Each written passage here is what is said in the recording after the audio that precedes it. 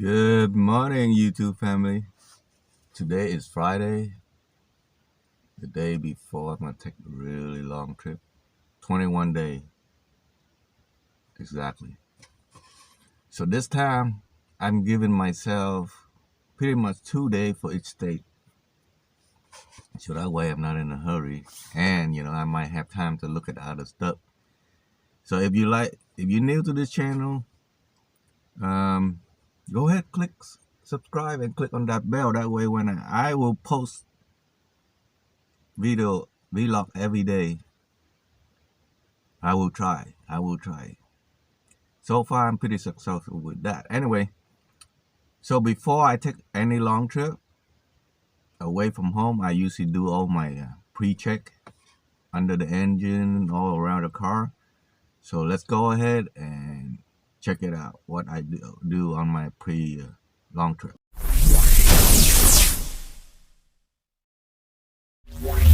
So we're gonna start from the top down and front to the back.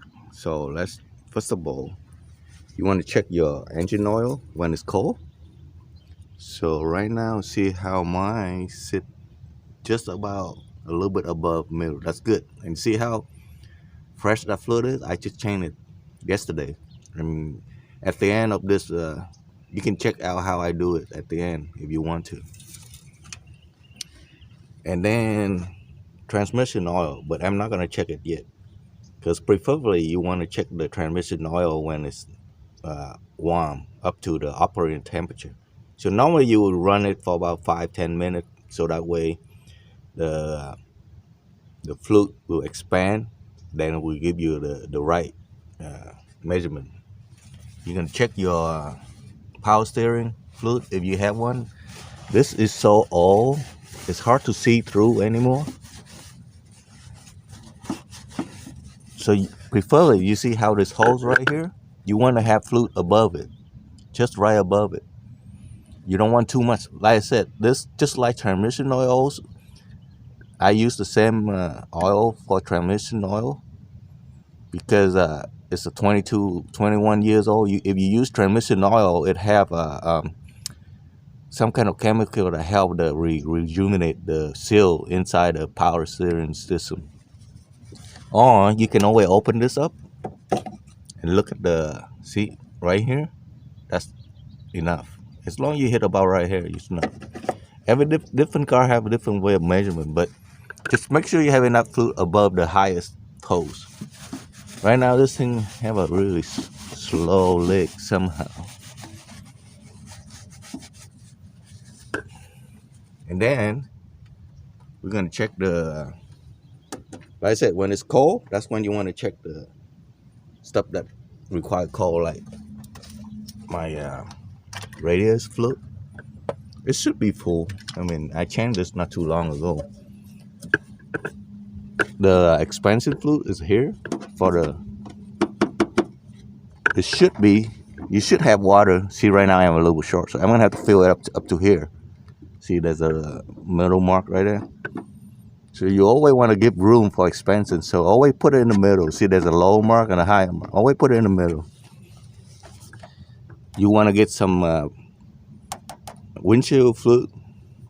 So right now I can't really see, so usually I will fill it up to all the way to the top. And then the last thing up here is the battery.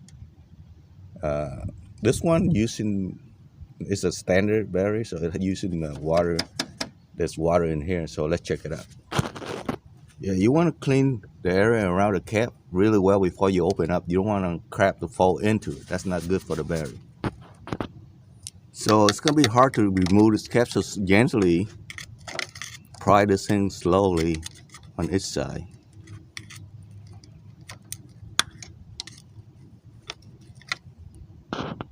Remember I told you how you will have crap around the opening when you open up? So be careful, don't let any of those drop inside the battery. Alright, if you look closely, I'm gonna go from a good shell to a not so good shell.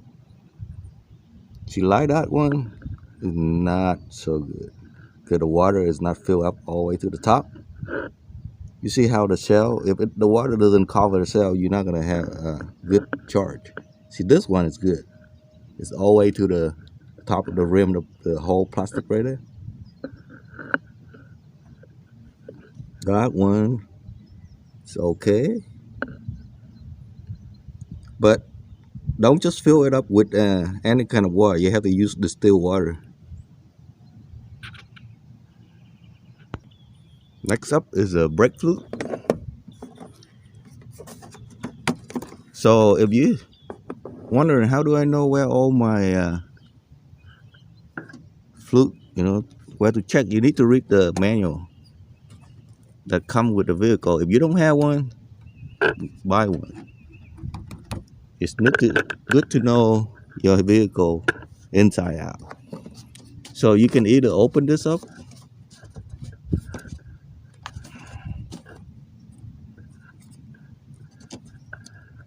It's a little bit difficult right now. Yeah, you don't want to overfill this thing. So it's difficult to see right now, especially for this.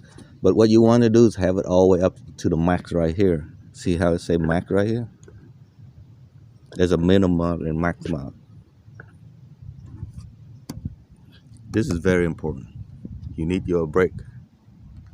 So while waiting for the car to warm up, so I can check the transmission oil, I would check the tire pressure. And there's a way that you can find what kind of tire pressure your vehicle needs. So you either use the owner manual.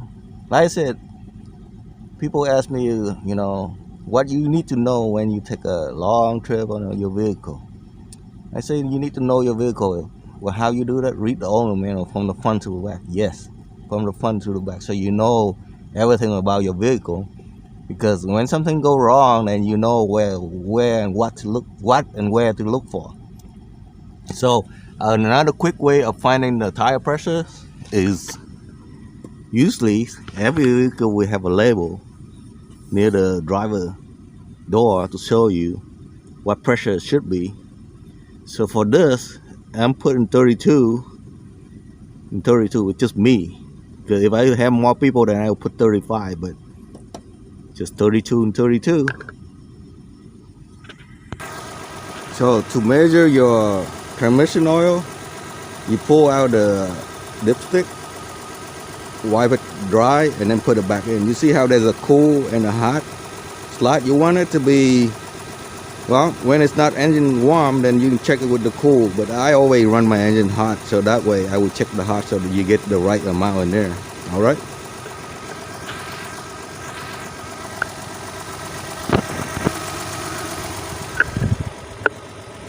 Okay, let's see where we at.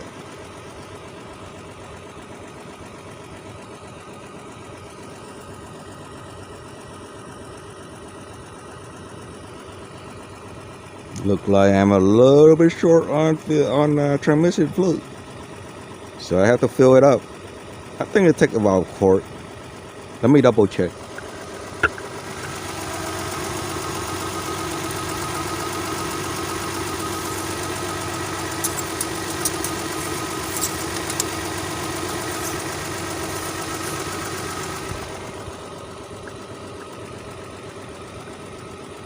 Yep, I'm low, so I'll put in a quart.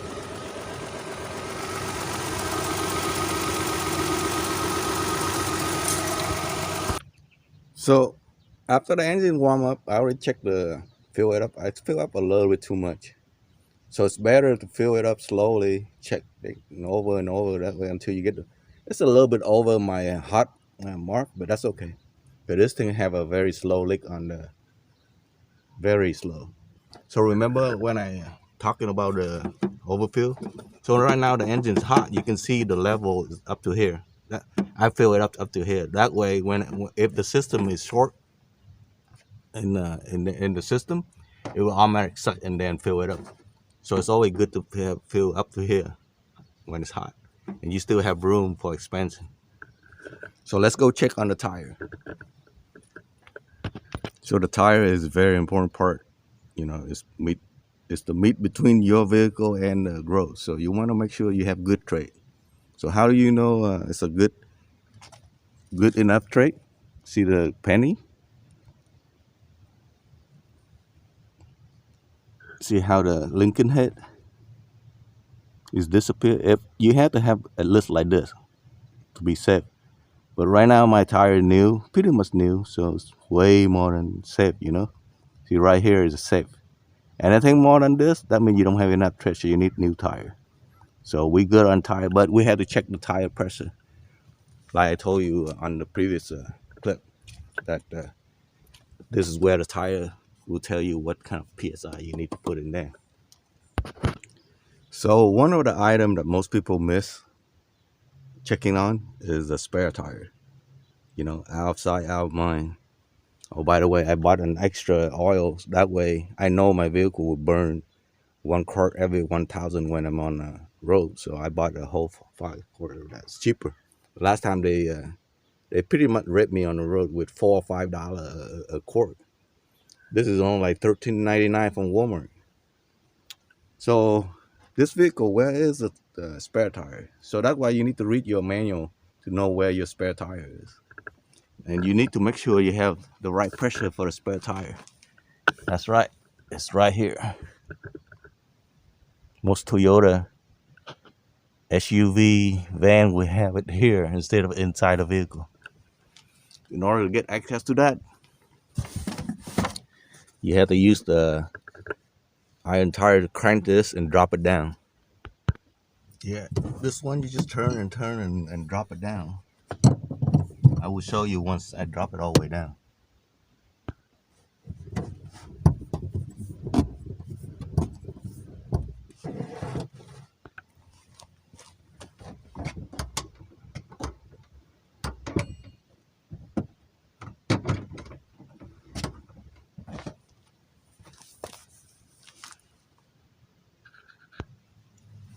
So the goal is 32, right? Right now we have 30, so I have to put some more air in there. 32. That should be good enough. So that is what I basically check on my vehicle before I leave for a long trip. But you know, everybody in here that you have a certain way of doing your pre-check before your long trip, and also post it down, comment what type of vehicle, what year. That way everybody benefit from it.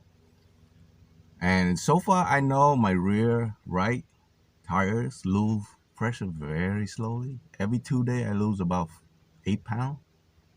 So that's why I've emphasized the important know your vehicle well when you go on a long road trip. So that way you can prevent bigger problems. The last thing you need is, you know, one of the tires go out on you. So read your manual. That way you know your vehicle well, you know. And like the fuse, where all the fuses, simple stuff like that will create a lot of big problem for you if you don't know what's going on. Also, don't rely on those gauges at the gas station to pump up your tire. They're not very accurate. So get one of these. Don't buy the cheap pen type. Those are not very accurate either. These are a little bit better, you know, more accurate than the pen type. That's it. That's pretty much what I do for my pre-flight. So now it's time to set up my van. And if you want to watch how I change the oil the easy way on this vehicle, you can stay. I will post this right after this. All right. Thanks for watching. If you decide to stay and watch the oil change, you're more than welcome to. And I will catch you later on the next video when I set up everything, and I will show you exactly what I'm bringing on this trip. Thanks for watching. Take care and have a good day. So even though I changed the oil on this vehicle not too long ago, I think I have about 2,500 miles on it now. See, the capacity for this engine is 5 quart, and it's good for 5,000 miles. But since I'm going to take a very long trip, I might as well change the oil now. So normally you would find the kind of oil grade right there on the cap. Even though it's say 5W30, you can use 10W30 if you want to. Because I find whatever cheap oil that Walmart have. And also, I'm going to change that. There's an oil filter below this. All I have to do is take this off, and I'll be able to access the oil filter. So conventionally, you have to go jack the car up, put it on the stand. So you put it on the stand like these two. So it's safe to go under to use the plug to drain the oil. See, I took the cover. Now I can see that filter right there. I can access it from through here. This is very hot right now. And normally when you do oil change, you kind of have to run the engine so it's get hot. So that way the oil will get all the junk out. So instead of go under, if I can get the filter from here, I have a device that I can use to suck the oil out of here without having to go under. And let's check it out. So we're going to use this device, and then we're going to suck the oil through the dipstick hole. Let me bring you closer. See this dipstick hole right there? We're going to suck the oil out from there. Just pump away.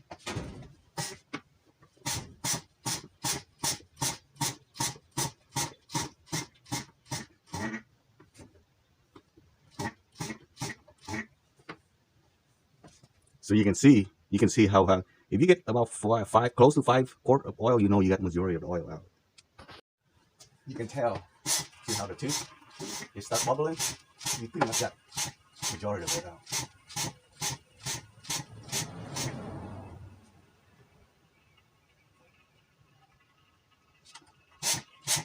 Plus, that's nice to clean up afterwards. I will tell you. Even though you can access the filter from the top, you still have to have a oil pan to catch the drip from the top down. It won't be much, but enough to make a mess. So you need the oil pan down here. See right there? That's where the oil filter attached to. So let's put a new one in. Before you put a new one in, you need to lubricate the surface. See this? You need to put some oil on the surface of this gasket. So put the new filter in, hand tight only, just tight by hand. Also, make sure that you see the gasket on the old one still there. Otherwise, you're gonna have leak. So that means you left the old gasket inside there. So you need to make sure the old gasket is out. Sometimes you have to keep moving this tube up and down to get the majority of it down. See, I move it up a little bit and I get a little bit more out of it. Even though this vehicle capacity, oil capacity for the engine is 5 quart, I'm just gonna pour 4 and use the dipstick to check the level. Make sure it's not too full. So you want the oil to be in between these two lines. You fill it right in the middle. So you can see just a hair, almost to the middle. So I'm going to pour in the whole quart. I have about 1 quart left. So I'm going to pour a whole bottle in and see what happens.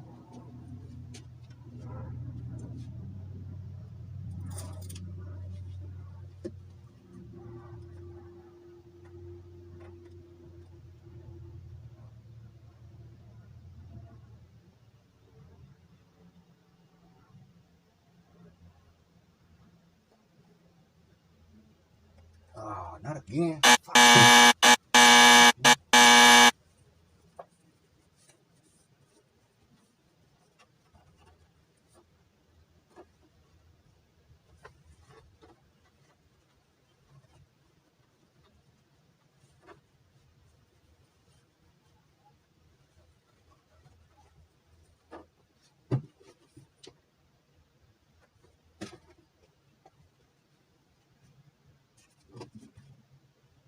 Like.